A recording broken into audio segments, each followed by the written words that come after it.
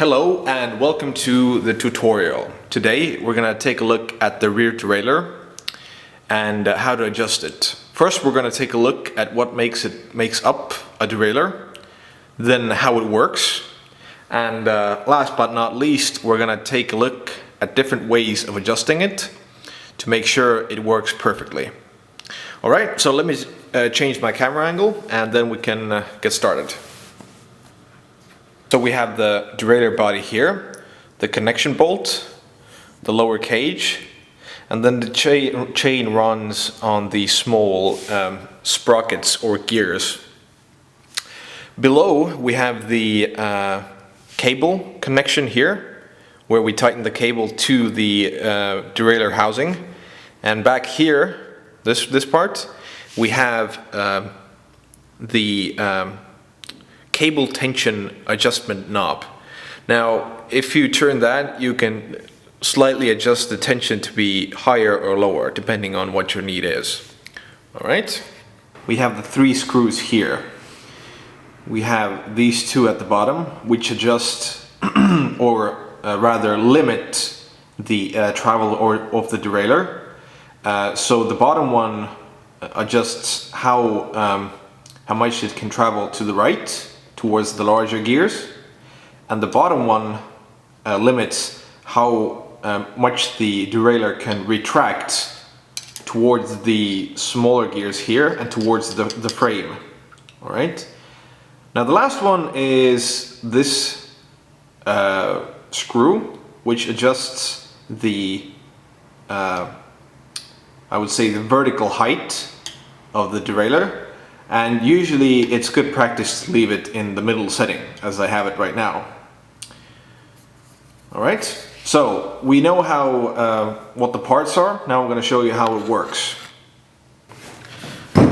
Now, modern derailleurs work on the principle of the cable that's running inside the cable housing. And when you pull on this cable, it moves the derailleur towards the center of the bicycle. When you loosen this cable here, it retracts away from the center of the bicycle. Okay, so right now I have switched the gears to the lowest setting, and as you can see it's retracting towards the bicycle, towards the edge of the bicycle.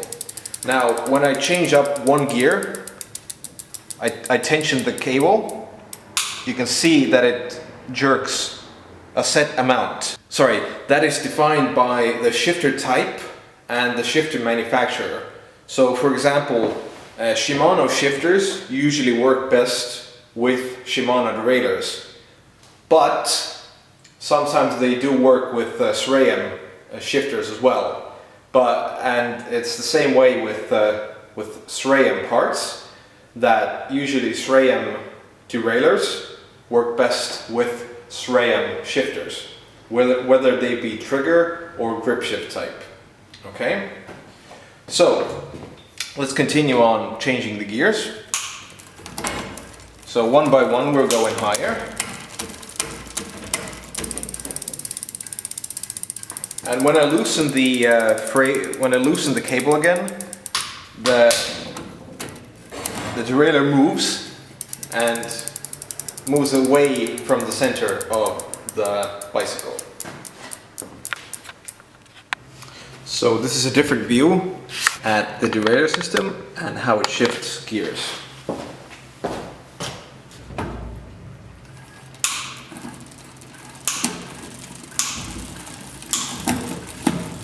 As you can see, it's not doing it too well because the gears are out of alignment. Okay.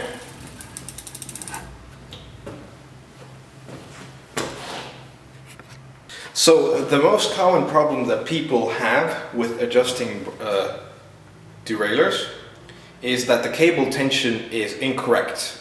Now the cable tension adjusts how far the derailleur moves in its domain, I guess.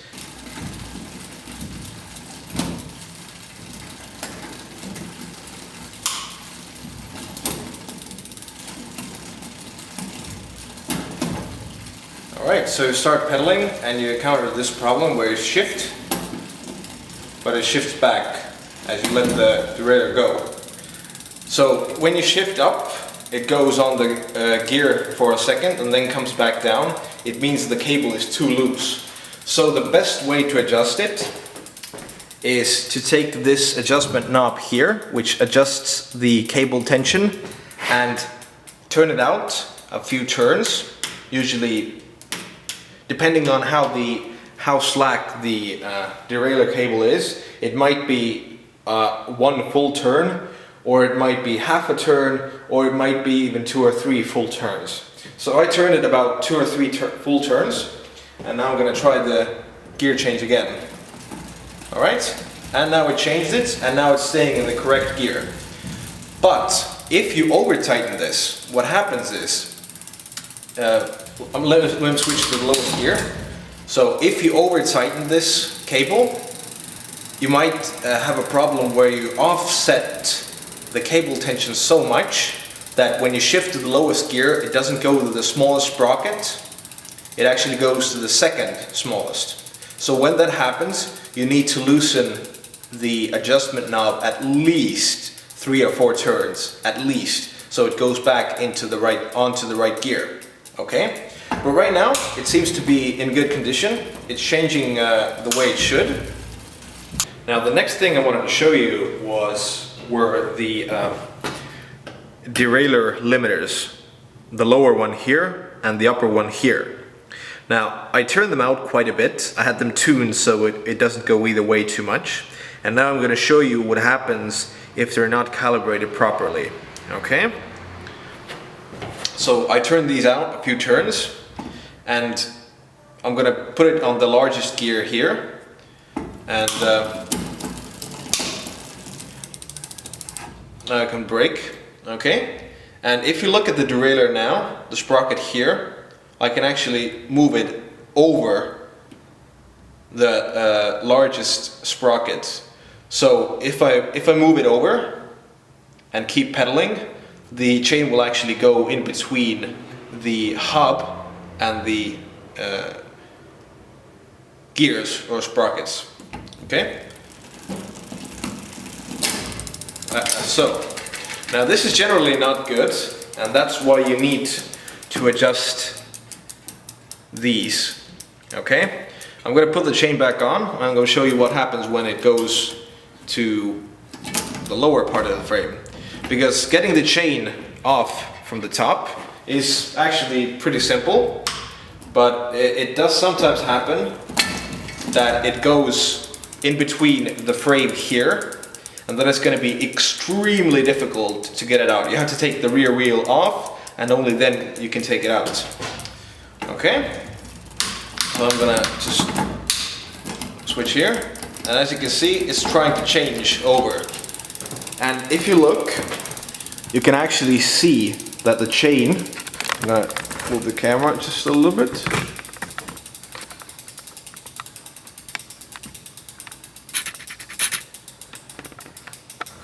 Just going to zoom in a little bit. Okay.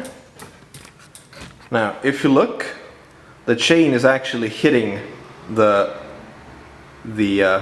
frame here, and is grinding away at the derailleur hanger.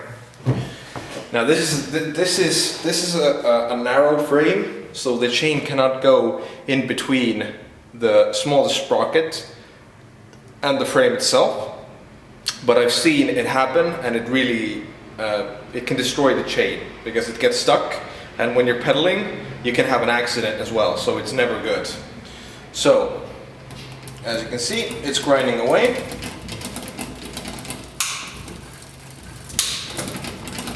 Okay, so first we're going to adjust the lower part, and for that we're going to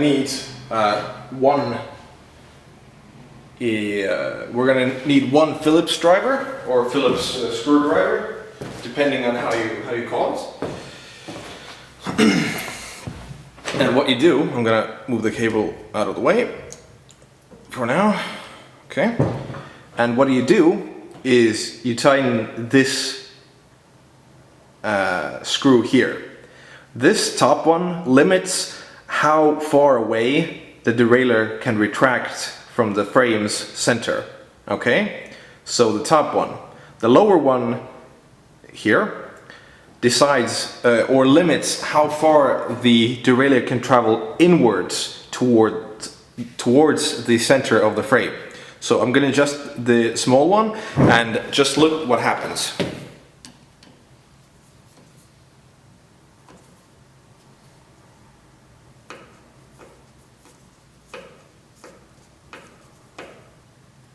And every turn I take, it's moving inwards slightly.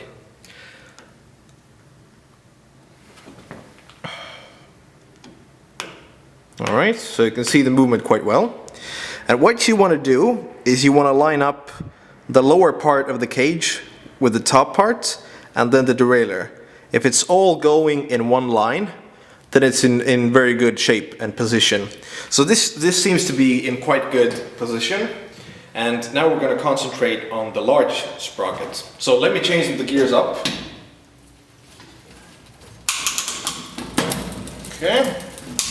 Be very careful when you change to the largest one, because it can go in between the frame and, sorry, in between the hub and the rear gears. Okay. So this is a bit more difficult to see. But I can usually move the derailleur with my hand slightly inwards towards the center of the frame. And what I'm going to do now is I'm going to tighten this screw here.